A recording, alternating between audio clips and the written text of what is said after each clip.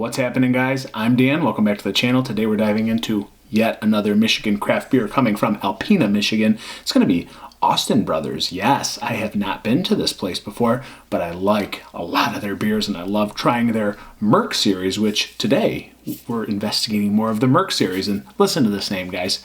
It's called Shooter MURKGAVIN. I absolutely love this. This is great for the golf course. I think it's only seasonal. They've done it a couple times, I think like 2 or 3 times, once a year.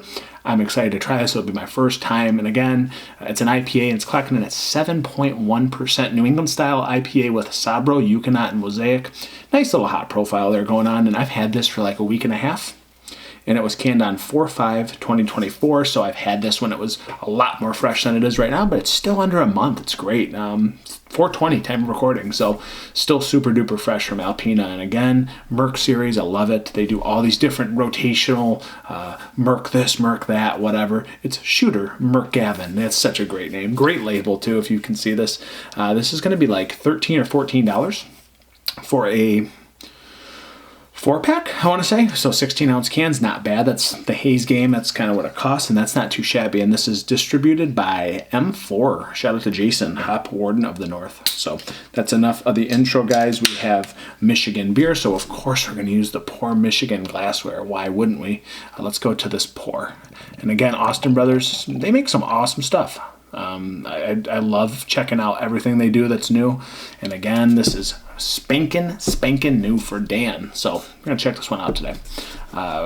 Yes, she's pretty hazy, guys. So it's dirty, muddy OJ. I mean, what do you want from me? It's very hazy. It's got this nice creamy, very creamy head sitting on top. It's slick and oily. Looks really good in the glass. Looks like I have dirty glassware. Got some bubbling on the outside of the glass, or inside rather. Don't pay attention to that. I got the glassware police coming after me sometimes. Get a little roll. Sometimes, the M43 roll the can. Well, hopefully this doesn't have as much mud on the bottom. But guys, I'm not going to go into detail. I'm tired of giving details on color. You guys can see it. It's whatever. It's freaking hazy, guys. Let's go to an aroma. Oh, baby. Almost smells grapey. Oh, yeah. This is very bright and aromatic. Sweet, honey, pine, like one of those excellent DIPA flavors that I like to get. It's piney, it's slightly dank and herbaceous. It's kind of chivy. There's this like bright, it's either a Bartlett D'Anjou pear, or it's like almost like a touch of like grape and apple. It's like a green grape, like Granny Smith apple. There's this weird bright note that's in it. It's super fruity. And it's reminding me, it's almost, this sounds ridiculous. I'm all over the place. I'm getting like a Granny Smith apple. I'm getting like kiwi, like this like little burst of kiwi, candied kiwi. And then there's almost like a little note of like green grapes in here somewhere. But all under that, there is a lot of citrus. There's this orange flesh, navel orange. There is a little bit of grapefruit. It's more orangey than it is grapefruity. It's kind of tropical. I'm getting like mangoes. I'm getting a little bit of papaya and pineapple, like that end of the spectrum. There's a lot of action in here. Like, it's hard to pinpoint everything. Like, there's definitely citrus. I think it's more tropical than citrus. But again, there's this like pear, apple-y, grape note. There's something fruity underneath everything else. So I don't know. Shooter MURKGAVIN, guys, smells really good. Let's go to cheers. Cheers, Austin Brothers. Wow. Way more like dank grass earth on the back end. Certainly piney. Not even close to as fruity as the nose. The nose is like out of this world candied fruit. It's not so much that follows suit on the back end of that sip.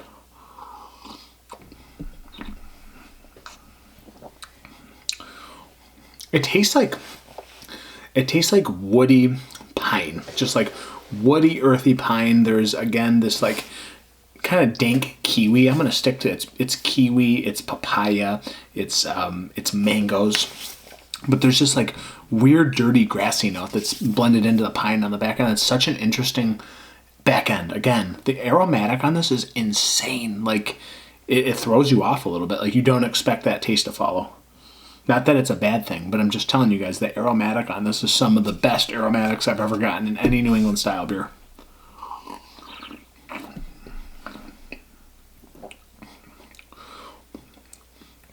There's just a touch of like alcohol with the bitterness on the back end. And again, it's like a woody bitterness, earthy wood. And that kiwi and that apple thing, they're still there, but it's a little bit faded. And again, the tropical thing is definitely apparent in this beer. It's more tropical than it is like those other notes that I was saying in the beginning. There's a lot going on in this beer. The back end, I'm not like particularly fond of that woody, piney, earthy back end. Like it just, for as candied as it was on the nose and the way that it starts in the beginning, like there's a sweetness, and then it does try to balance out really well. But I don't know that I like that dirty kind of earthy wood that's on that back end. It's still pretty good though. Again, there's something in this that reminds me of a green apple, green grape, and a kiwi. Like there is just that particular note that's really jumping out at me. The citrus is more faded than I thought from the nose. But again, tropical, kind of stone fruity, and then that weird fruity note that I can't pinpoint. Is this good? Yeah, it is good. But I don't know that it's my absolute favorite just because of this back end. It does try to round out. There is a bit of sweetness, white bread sweetness. And then again, the bitterness, piney, woody, earthy soil on the back end. It's an interesting end to the beer. I do like this. It gets less harsh as you drink it. It's definitely dry on the back end. It tries to dry out very well. Let's end this, guys. Shooter MURKGAVIN. Such an interesting name. I love it. Cool stuff. Let's go with a 3.8 out of 5 just because the back end, I'm just not a huge fan of the way this beer finishes. But other than that, I love everything else about it. I love the marketing, love the can art, love the taste in the front and middle. It's just the back end that kind of puts it off for me a little bit. So that's what it is, guys. It's been another beer review. Till next time, cheers, pros, yamas. Cheers.